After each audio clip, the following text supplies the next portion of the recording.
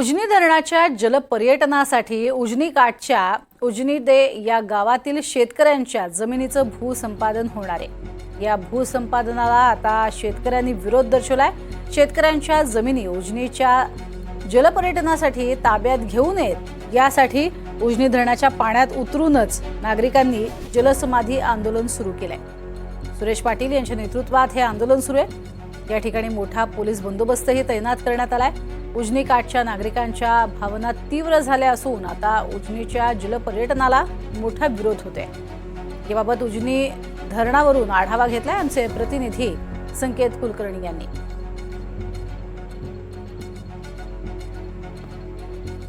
उजनी धरणाच्या जलपर्यटनाला आता विरोध होतोय, कारण उजनी धरणाच्या जलपर्यटनासाठी उजनी धरणाकाठच्या असणाऱ्या पुनर्वसित गावातील जमिनी जाणार आहेत आणि यासाठी नागरिकांनी थेट आता उजनी धरणाच्या पाण्यात उतरून जलसमाधी आंदोलन सुरू केलेलं आहे। मुळात उजनी धरणामध्ये जमिनी गेलेली ही उजनी टे गाव आहे, पुनर्वसित गाव आहे आणि ह्याच पुनर्वसित गावाच्या जमिनी पुन्हा एकदा जलपर्यटनाच्या नावाखाली शासनाकडून घेण्याचा घाट घातला जातोय असा आरोप खरं तर नागरिकांचा आहे। त्यामुळे या संपूर्ण प्रकरणामध्ये आमच्या जमिनी परत घेऊन येत, आम्हाला परत विस्थापित करू नये या कारणासाठी हे सर्व नागरिक गेल्या 2 तासापासून उजनी धरणात उतरून आंदोलन करत आहेत। आपल्यासोबत काही महिला देखील आहेत।